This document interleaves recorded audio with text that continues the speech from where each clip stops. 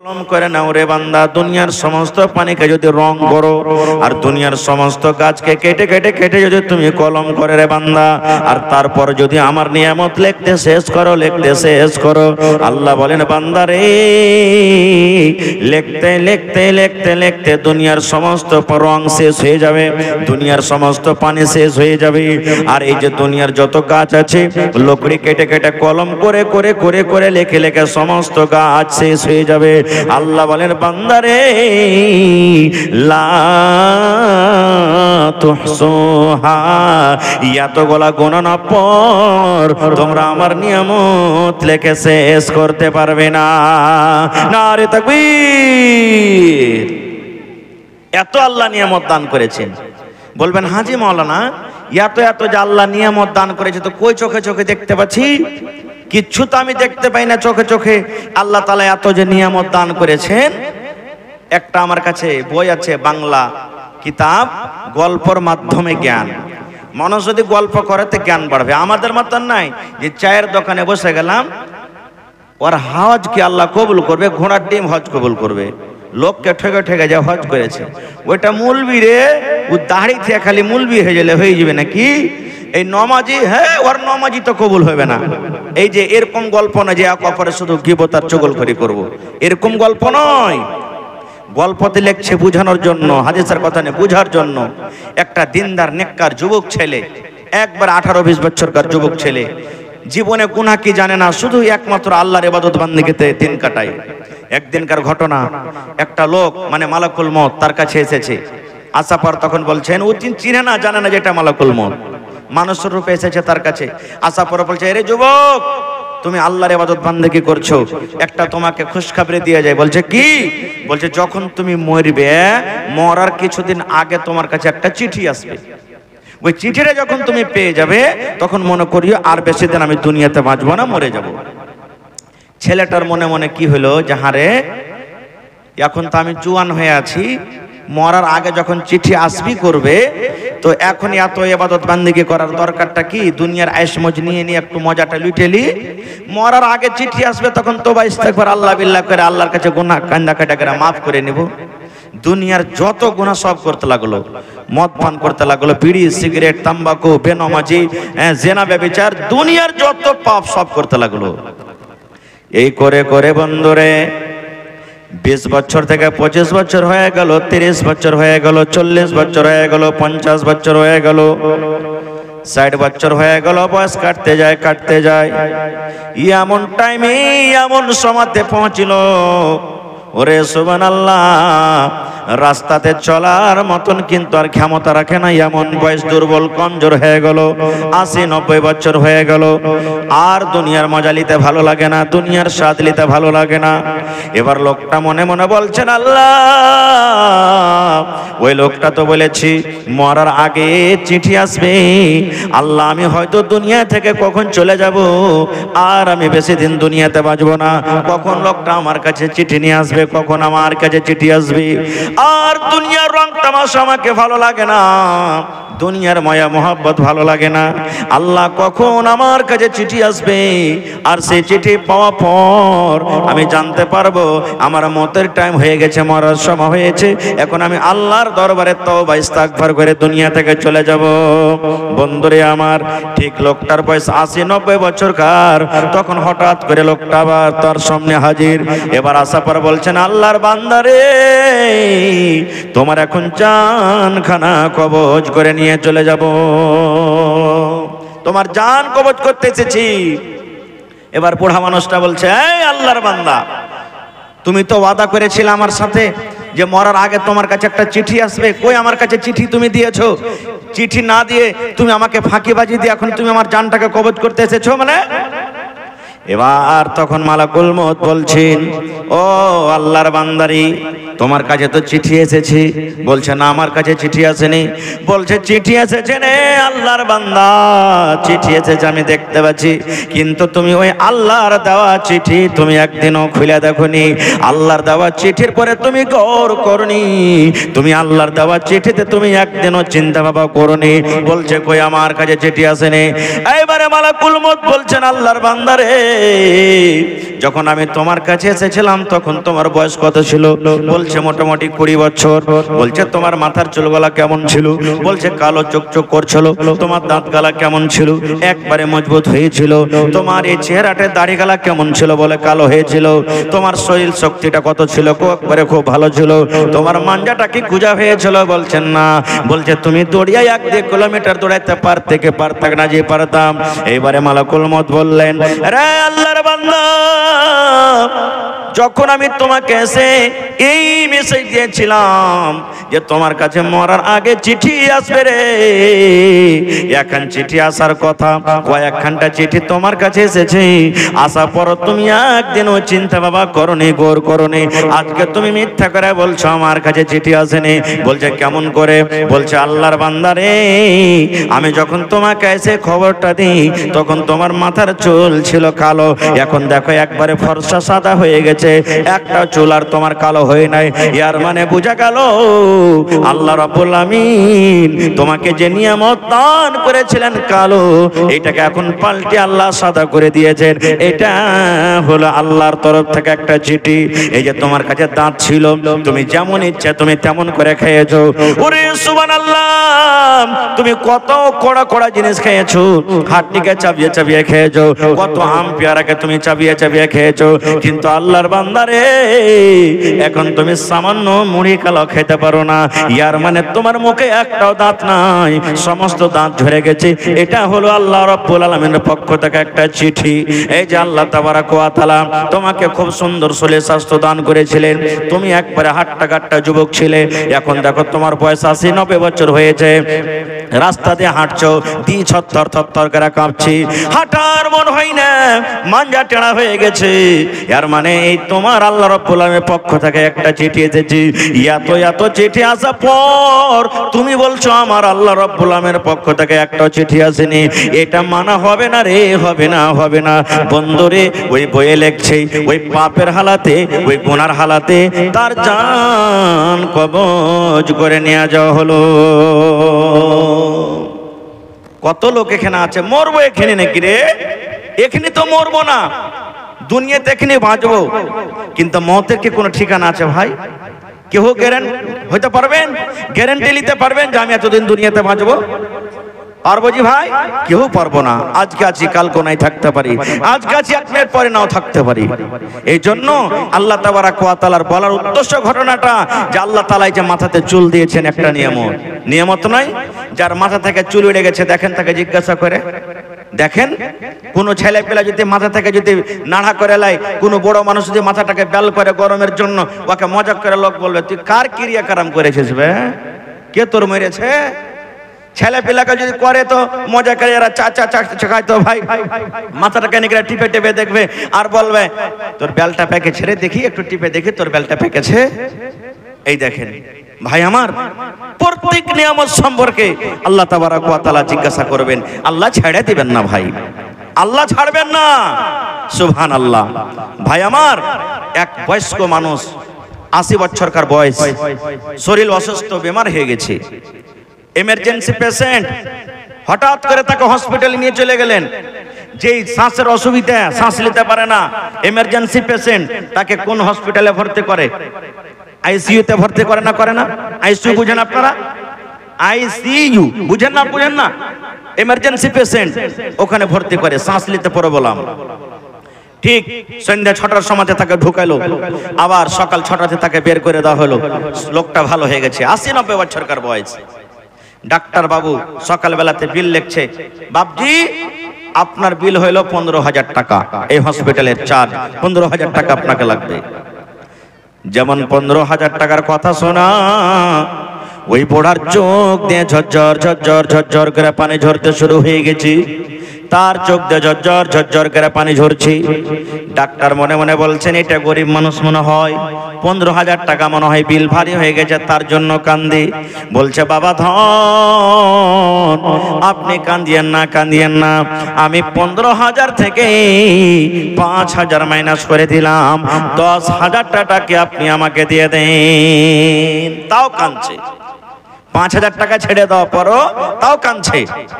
আবার ডাক্তার মনে মনে বললেন মনে হয় 10,000 টাকাও দিতে পারবে না, মনে হয় यार মনে হয় আগে পিছে কেউ নাই নাকি। বলছে বাবাজি আরো 5,000 টাকা আমি দিয়ে দিলাম, 5,000 টাকা আপনি আমাকে আদায় করেন। কিন্তু তার চোখে পানি আসি, তাও কাঁদতে আছে, কাঁদতে আছে।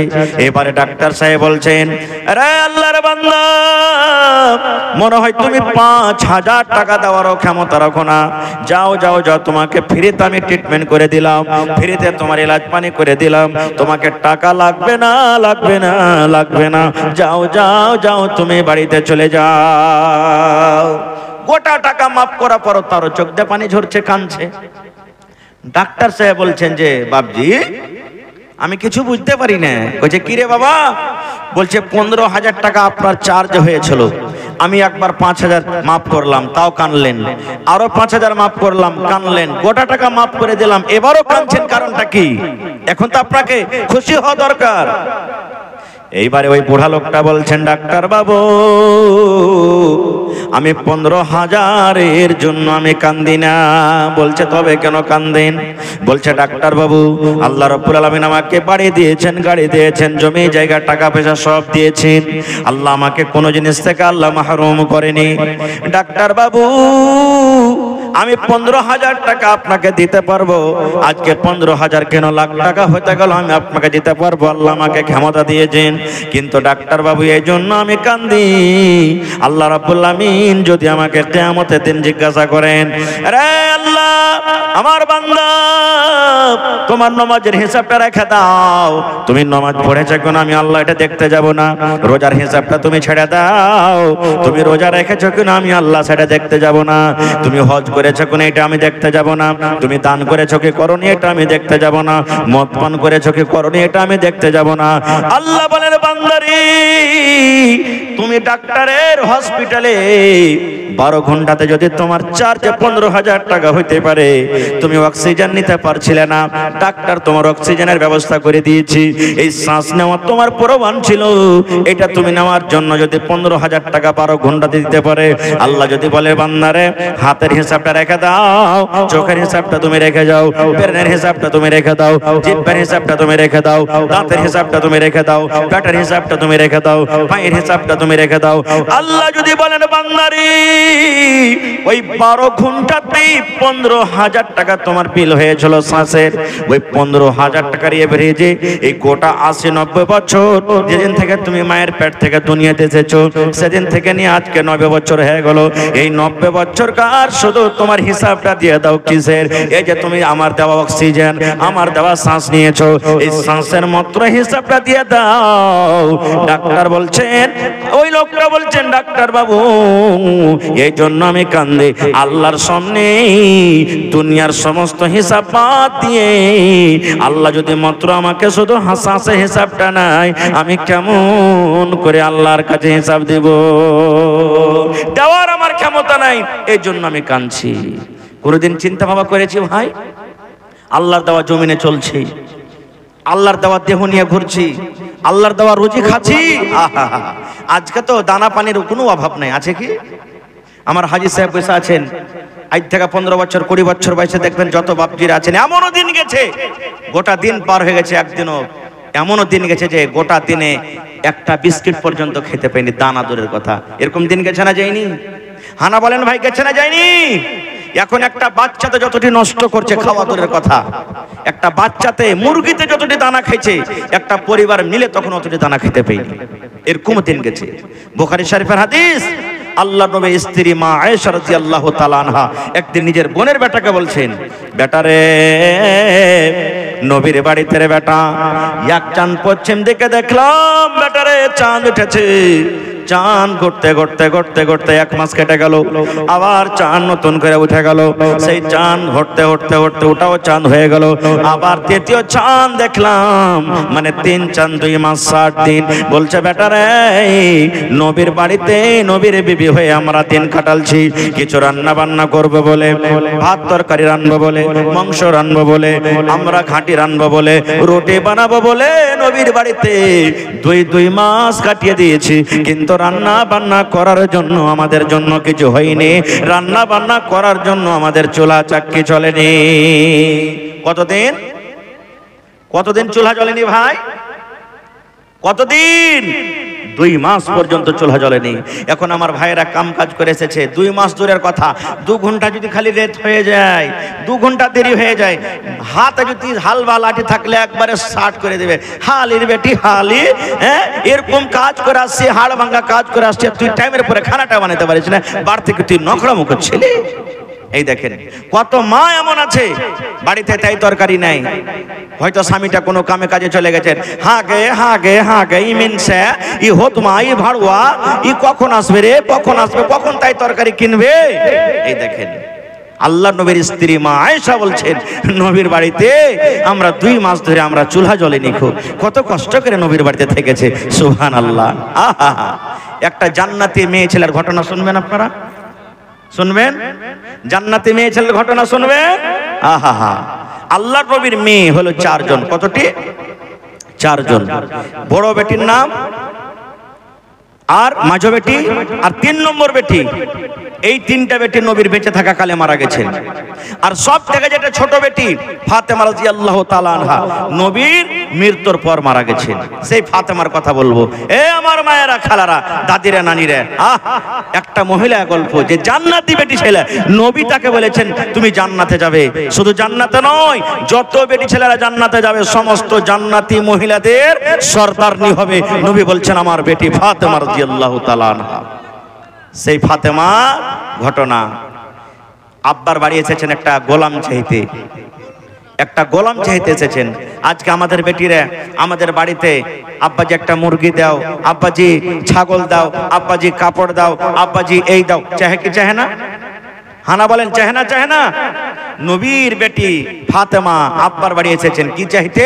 একটা গোলাম চাকর চাইতে এসেছে। মায়েরা ভালো করে শুনবেন, আদিষ্ট আপনারা, আপনাদের খুব জন্য দামি এটা চাইতে এসেছি। যেই সময়তে আব্বার বাড়ি গেলেন দেখা করার জন্য, ওই টাইমে নবীজি কিন্তু বাড়িতে নেই, আব্বার সাথে দেখা হলো না। সতার মা কে? মা আয়েশা রাদিয়াল্লাহু তাআলা, এটা হলো ফাতেমার সতার মা। মাকে বলছেন আব্বা নাই বাড়িতে। বলছেন না রে বেটি, তোমার আব্বা দাওয়াতের কামে কোনো কামে কাজে গেছে। কি ব্যাপার বলো? বলছে একটু কাজ ছিল আব্বার সাথে। বলছে বলো না। বলছে না, আব্বা থাকলে হয়তো। চলে গেলেন। 1 মিনিটও বাড়তে রুকলেন না। এ মা খাদিজা, রুকাইয়া, সাফিয়া বোনেরা শোন, স্বামীর বাড়ি কত বড় জিনিস দেখেন। আব্বা নাই, কাজে এসেছিলাম, দেখা হলো না, তালা ঘোড়া করে চলে গেলেন বাড়িতে। কে জানি আমার স্বামী আমাকে ঢুঁড়বে, কে জানি আমার স্বামীর কখন দরকার হবে, কে জানি আমার স্বামী আমাকে কোনো কাজে বলবে। একটুকু বাড়তে আর রুকলেন না। আর এখনকার বেটি ছেলেরা কি বলবে জানেন? মা খালারা বলবে, থাক না গে, থাক না, তোর বাপ তো গেছে বাজারে, তো সন্ধ্যাবেলাতে চলে আসবে, দেখাশোনা করে তোরা যাস। এই দেখেন, এই দেখেন, চলে গেলেন। নবীজি সন্ধ্যাবেলাতে বাড়ি এলেন। বাড়ি আসার পর মা আয়েশা বলছেন, ইয়া রাসূলুল্লাহ, কি দরকারে ফাতেমা বাড়িতে এসেছিল আপনার সাথে দেখা করার জন্য? দেখা হয়নি বলে চলে গেছেন। আল্লাহর নবী কত ভালোবাসতেন মেয়েকে। ওরে সুবহানাল্লাহ, আমার বেটি আমার সাথে দেখা করার জন্য এসেছিলেন। আল্লাহর নবী আর বাড়িতে না দাঁড়িয়ে তাড়াতাড়ি করে চলে গেলেন বেটির বাড়ি বেড়াতে। আমার বেটি আমার সাথে দেখা করার জন্য এসেছিল, কি আমার দরকার ছিল আমার সাথে? নবীজি চলে গেলেন দরজাতে, গিয়ে বলছেন, ফাতেমা রে, ও ফাতেমা, তোমরা ঘুমিয়ে গেছো নাকি বেটি? তোমরা ঘুমিয়ে গেছো নাকি? ফাতেমা বলছেন, আব্বা গো, এখনো তোমরা ঘুমাইনি, এক্ষুনি মাত্র হয়তো এই বিছানে আমরা শোয়ার জন্য আমরা ব্যবস্থা নিচ্ছি। আল্লাহ রাসূল বললেন, জামাই বাবু আলু কই? আমার জামাই আলী কই? বলছে, আব্বা গো, আপনার জামাই বিছানায় শুয়ে গেছি। নবীজি বলছেন, বেটি রে, তোমরা যেইভাবে শুয়ে আছো তোমরা ওইভাবে শুয়ে থাকো, আমি নবী ঘরের ভিতরে আছি। ফাতেমা রাদিয়াল্লাহু তাআলা আনহা বলেন, আমরা স্বামী স্ত্রী বিছানায় শুয়ে আছি, একদিকে এক সাইডে আমি ফাতেমা, একদিকে আমার স্বামী আলী, আমার আব্বা জান দয়ার নবী আমাদের দুইজনের মধ্যখানে গিয়ে বসে গেলেন। এবার গল্প শুরু হইল। নবীজি বলছেন, বেটি রে, আমি শুনলাম রে মা তুমি নাকি আমার সাথে দেখা করার জন্য গিয়েছিলি, কি তোমার দরকার ছিল রে মা, কি কারণে তুমি আমার সাথে গেছিলে? ওরে সুবহানাল্লাহ, মায়েরা শুনেন। এইবারে ফাতেমা নিজের হাতখানা আব্বাকে এরকম ভাবে দেখেছি, আব্বা গো এই যে দেখেন আমার হাতখানা দেখেলেন, ও আমার দরদিনী আব্বা আমার হাতখান দেখিন, আপনার কলেজার টুকরা ফাতেমার হাতখান দেখিন। দয়ার নবী হাতের দিকে দেখছেন, ফাতেমার হাতে ছোট ছোট ছোট ছোট ফোঁচা পড়ে আছে, ফাতেমার হাতে ফোঁচা পড়ে আছে, ফাতেমার হাতখানটা লহলহান হয়ে আছে। আল্লাহ রাসূল বলেছেন যে আমার ফাতেমাকে কষ্ট দেয় সে নবী যেন আমাকে কষ্ট দিলেন। ফাতেমাকে যে ভালোবাসে সে আমার নবী আমাকে ভালোবাসে, যে হাসান হোসেনকে কষ্ট দেয় নবী যেন সে আমাকে কষ্ট দিলি, যে আমার নাতি হাসান হোসেনকে ভালোবাসে সে যেন আমাকে আমি নবী আমাকে ভালোবাসি। নবীজি এরকম বলে গেছেন। দেখছেন ফাতেমার হাতে ফোঁচা পড়ে আছে, কত ফোঁসা সাদা সাদা হয়ে আছে, কত ফোঁসা গলে গেছে, হাত রক্তে রক্তিত হয়ে গেছে। আল্লাহ নবী বললেন, বেটি রে কি ব্যাপার, তোমার হাতে ফোঁসা কেন, কি তুমি কাজ করেছো রে মা, তোমার হাতে ফোঁসা কেন রে মা, তোমার হাতে এত বড় বড় ফোঁসা কেন? এবার ফাতেমা বলছেন, আব্বা গো স্বামীর বাড়িতে কাজ কাম করে করে জাঁতা পিছে পিছে স্বামী গো জাঁতা টেনে টেনে ইন্দারা থেকে পানি তুলে তুলে এই আপনার বেটির হাতে ফোঁসা গলা পড়ে গেছি, স্বামীর বাড়িতে কাজ কাম করে করে জাঁতা পিছে পিছে হাতে ফোঁসা পড়ে গেছি। আহ নবীজির বেটি, আহা হা, আজকে যদি এমপি এমএলএ এর মেয়ে হয় তার গর্বতে তার ঘামান্ডে থাকা যায় না, নাকি কোন ধনীর বেটি হয় শাশুড়ি যদি কোনো কথা বলে, স্বামী যদি কোনো কথা বলে একবারে তেরিয়ে খাড়ো হইবার বলবে, রে গোলামের বেটা গোলাম তুই চিনিস স্বামীকে, তোকে লাল বাদাম খাইয়েছে পরে মরা, তুই বেশ এরকম কথা বলবি তো, একবারে উল্টা সিধা কথা বলবে। নবীর বেটি ফাতেমা, নবী বলেছেন যত মহিলারা জান্নাতের ভিতরে যাবে রে সমস্ত জান্নাতীদের সরদারনি হবে আমার বেটি ফাতেমা। এরকম বেটি, ওরে আল্লাহ নবীর বেটি সমস্ত জান্নাতি মহিলাদের সরদারনি। হাসান হোসেন জান্নাতের যত যুবক যাবে সমস্ত জান্নাতি নওজওয়ানের সরদার। এরকম সুবহানাল্লাহ লোকের বেটি এবং মা জান্নাতি মহিলাদের সরদারনি।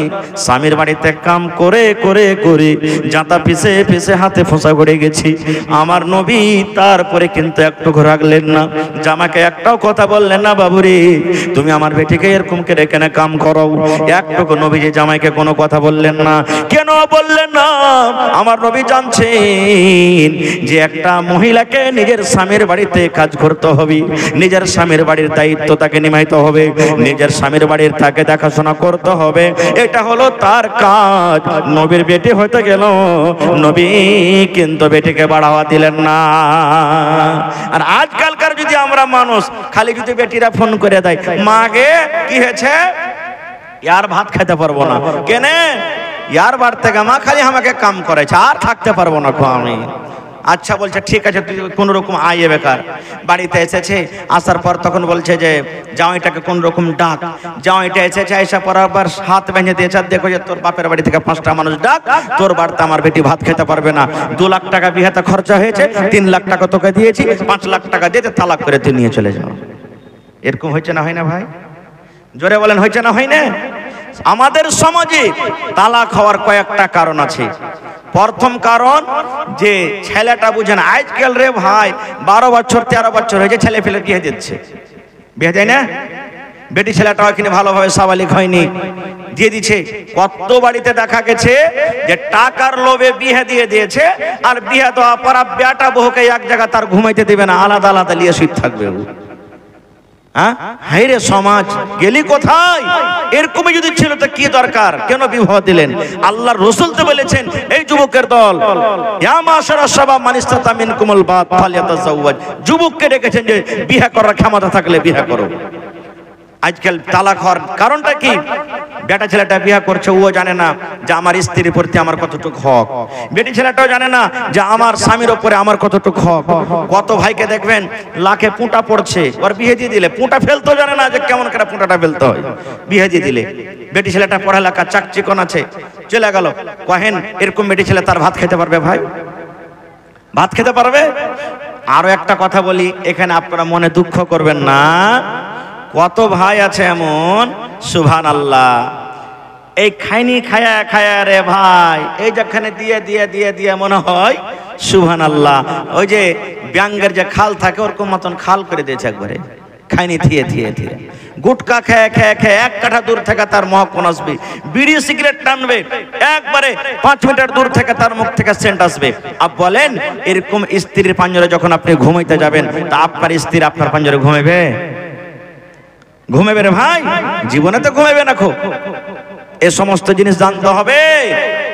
আল্লাহ রসুল মেসওয়াক করে রাতের বেলাতে ঘুমাইতেন, আর আপনি বিড়ি খেয়ে রাইতে ঘুমাইছেন, বিড়ি খেয়ে ঘুমাইছেন আপনি।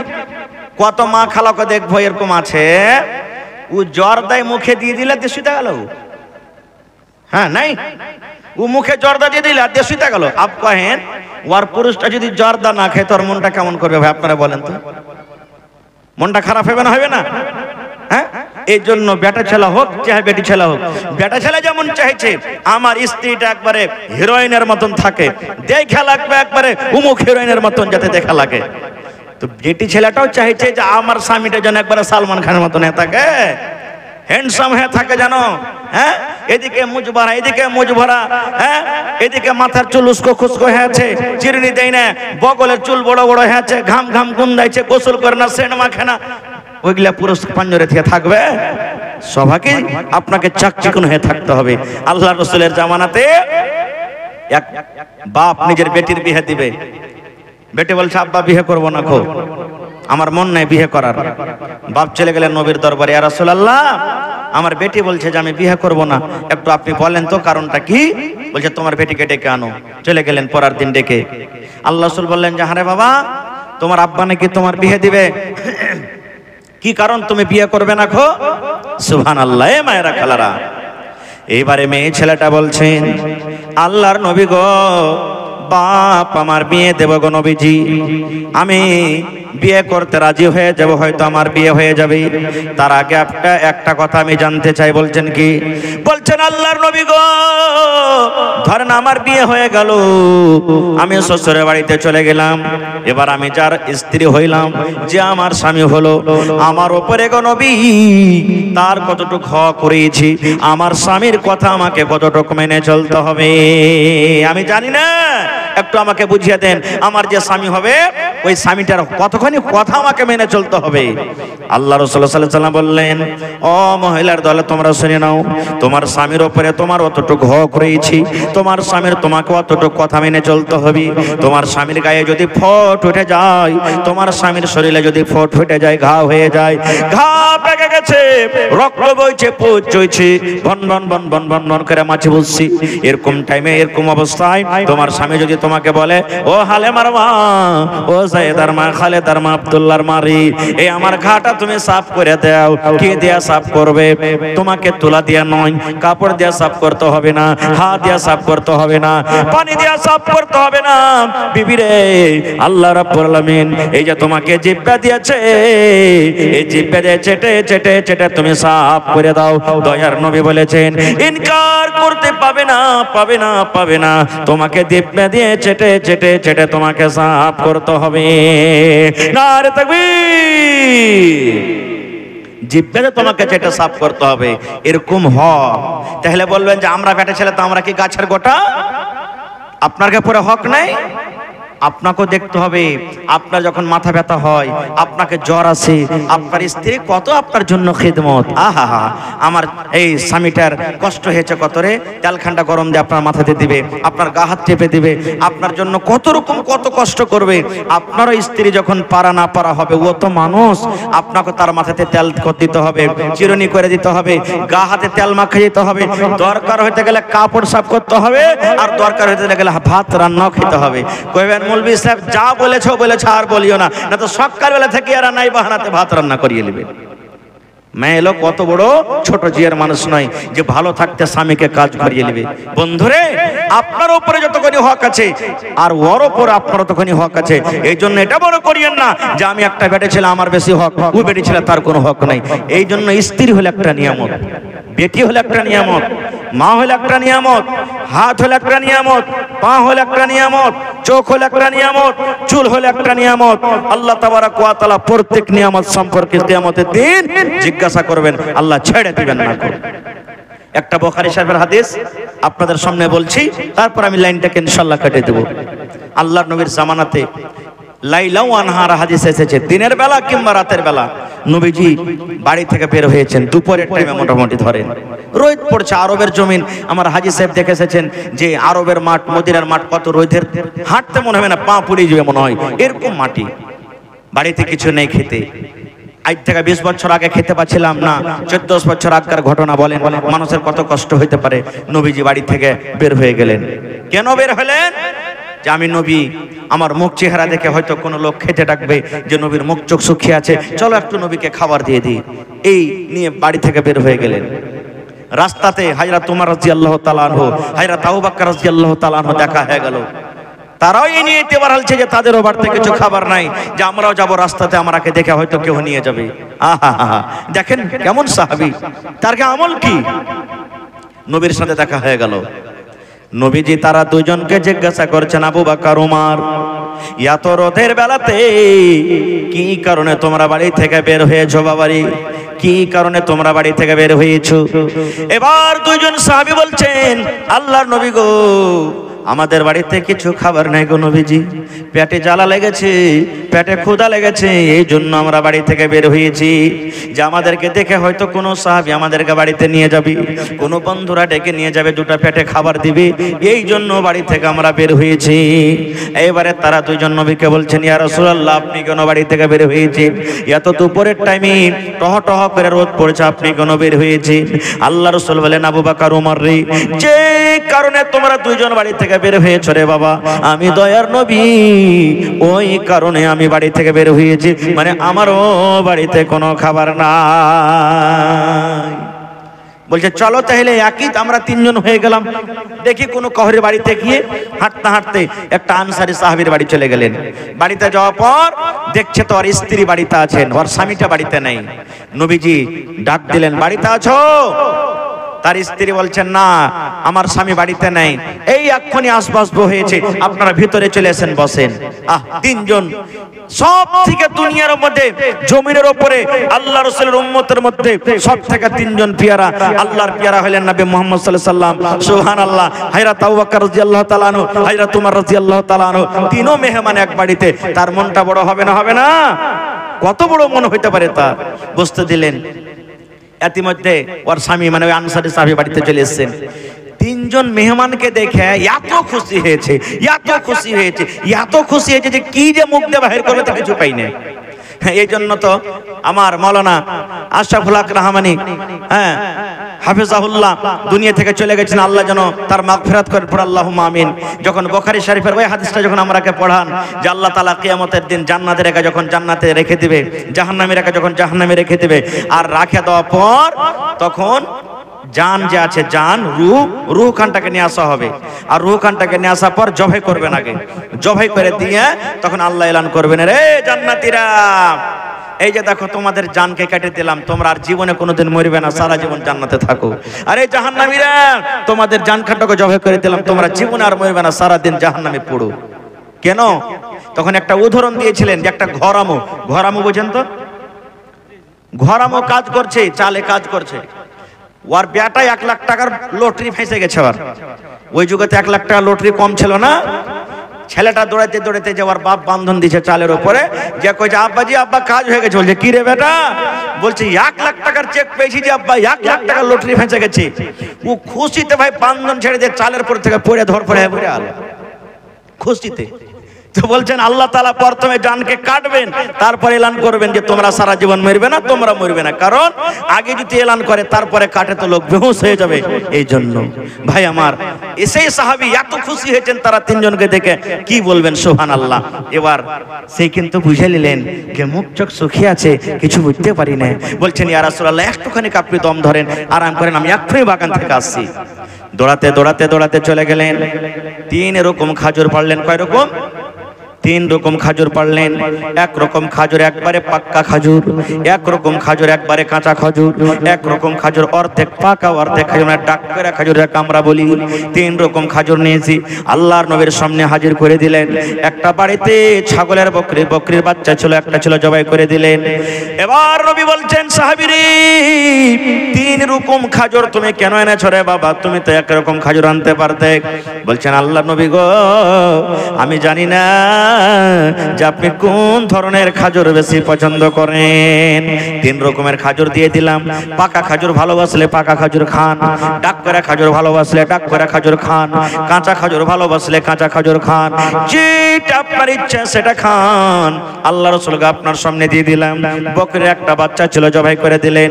এবার খাওয়া দাওয়া পর তারা 3 জন, মানে নবী আমার মুহাম্মদ সাল্লাল্লাহু আলাইহি সাল্লাম, হযরত আবু বকর রাদিয়াল্লাহু তাআলা আনহু, হযরত ওমর রাদিয়াল্লাহু তাআলা আনহু বাড়ি থেকে বের হয়ে যখন রোডে চলে গেলেন, আল্লাহ রাসূল বলেন আবু বকর, এই ওমর, আমরা অনহারে ছিলাম, না খেয়েছিলাম, পেটে জ্বালা ছিল। আল্লাহ রাব্বুল আলামিন সেই আনসারী সাহাবীর বাড়িতে আমাদের রিজিক লিখেছিলেন, আল্লাহ আমাদের ভাগ্যে লিখেছিলেন, তার বাড়িতে আমরা খাবার খাবো। বাবারে শুনে নাও, যেদিন কিয়ামত হবে, হাসরের ময়দান হবে, আল্লাহ তাবারক ওয়া তাআলা এই যে তার বাড়িতে খানা খাইলাম, এই খানা সম্পর্কে আল্লাহ কিয়ামতের দিন জিজ্ঞাসা করবেন, আল্লাহ কিন্তু ছেড়ে দিবে না। এই খানা সম্পর্কে আল্লাহ কিয়ামতের দিন জিজ্ঞাসা করবেন, ছেড়ে দিবেন না। এবার আপনাকে বলি, আমার বেটার বিয়ে, আপনার বেটির বিয়ে, বেটার বিয়ে লেগেছে, দেখবেন 1 পা যদি গোশত দিয়েছে থালতে, 2 পিস খেয়েছে, 10 পিসই থালতে ছেড়ে দিয়েছে। এরকম হয় কি হয় না? দেখবেন 1 কুইন্টাল বাড়িতে মাংস জবাই হয়েছে, গোশত হয়েছে, 1 মণ খাবে, বাকিটা গোশত বরবাদ হয়ে যায়। এই খানাটারও হিসাব লাগবে, আল্লাহ ছেড়ে দিবে না। ভাই আমার, এই যে আল্লাহ আপনাকে মাল দিয়েছে, টাকা দিয়েছে, বাড়ি দিয়েছে, জমি দিয়েছে, জায়গা দিয়েছে, এগুলা হলো আল্লাহর একটা নিয়ামত। এই নিয়ামত সম্পর্কে আল্লাহ জিজ্ঞাসা করবেন। ভাই বলার কথা মেলায় আছে, ডেলিকার জালসা। ভাইরে আমার হাতে মাত্র আর এই দেখেন 10টা মিনিট সময় বেঁচেছে। ভাই দেখি আজকে কোন আল্লাহর বান্দা এমন আছেন, এটা আল্লাহর ঘরের জন্য জালসা, মসজিদের জালসা না? বলেন মসজিদের জালসা না? জালসা না এটা? দেখেন কত সুন্দর চকচকে মসজিদ আপনারা করে দিয়েছেন। এই মতো আরো একটা নতুন মসজিদ হবে, ওয়াক্তিয়া মসজিদ। আল্লাহুস সামাদ, নবী বলেছেন মান বানা লিল্লাহি মসজিদান বানাল্লাহু লাহু বাইতান ফিল জান্নাহ। আল্লাহ তাবারক ওয়া তাআলার ইবাদতের জন্য যে এখন ঘর বানাবে, আল্লাহ জান্নাতে একটা ঘর বানিয়ে দিবে। এখানে বলা হয়নি যে জুমার মসজিদ বানাও তাহলে বানা হবে, এখানে বলা হয়নি ওয়াক্তিয়া মসজিদ বানাও তাহলে বানা হবে। যে আল্লাহর ঘর বানাবে, মসজিদ বড় হোক কিংবা ছোট হোক, গোটা দুনিয়াতে 3 ঘন্টা মসজিদের সফর করার আল্লাহ রাসূল হুকুম করেছেন। একটা ফিলিস্তিনের মসজিদ, মসজিদ আকসা, 1 ওয়াক্ত নামাজ পড়বেন, এগুলাতে 1000 ওয়াক্ত নামাজ পড়ে নেকি বাড়াবেন। একটা হলো বাইতুল মুকাদ্দাস, একটা হলো এই মক্কা কাবা শরীফ, কাবা শরীফে 1 টাইমের নামাজ পড়েন, আর এগুলাতে 1 লাখ ওয়াক্ত নামাজ পড়েন, নেকি বাড়াবেন। একটা হলো মদিনা মারাওয়াতে মসজিদে নববী, মসজিদে নববীতে 1 টাইমের নামাজ পড়েন, আর এগুলাতে 1000 ওয়াক্ত নামাজ পড়েন, নেকি বাড়াবেন। ভাই দেখি দান তো আলহামদুলিল্লাহ মেলায় দিয়েছেন, দিতে আছেন আপনারা, তবে একটা লোক কেউ এমন আছেন 1000 ইট দান করতে পারবেন বা 1000 ইটের টাকা? কেউ এমন একটা লোক আছেন 1 কুইন্টাল রড দান করতে পারবেন? কেউ এমন একটা লোক আছেন 100 সেফটি গিট্টি কিংবা বালু দিতে পারবেন? কেউ একটা লোক এমন আছেন মৌলানা 4টা দেওয়াল হবে, 4 দেওয়ালে 1 দেওয়ালের সিমেন্ট আমি একাই গেছে নিলাম, যা লাগবে আমি দিয়ে দেবো। 4টা লোক ছিলেন তো 4টা দেওয়াল যা সিমেন্ট যা লাগবে। কেউ ছিলেন মৌলানা 4 দেওয়ালে ইট যা লাগবে আমি দিয়ে দেবো, কিংবা মৌলানা আমি এই মসজিদের জন্য 1 কাঠা কিংবা 1 ডিসমিল জমিন আমি দান করে দিলাম, টাকা যা হবে আমি বিক্রি করে দিয়ে দেবো। দেখি কেউ এরকম আছেন? মা খালারাকে বলবো, কানের নাকের দেখি কোন মা খালা বহিন এমন আছেন এই কাঁসার সামানটা এসেছে মেলা আলহামদুলিল্লাহ। গ্রামে অনেক ছাগল বকরি আছে, একটা কেউ ছাগল খাসি পাঠি গেলা দান করতে পারবেন কি পারবেন না আল্লাহর ঘরের জন্য? তো আসেন তো ভাই দেখি একটু আল্লাহর হস্তে কোন আমার ভাই মা খালা দাদি নানি এমন আছেন 1000 ইট কেউ দিতে পারবেন?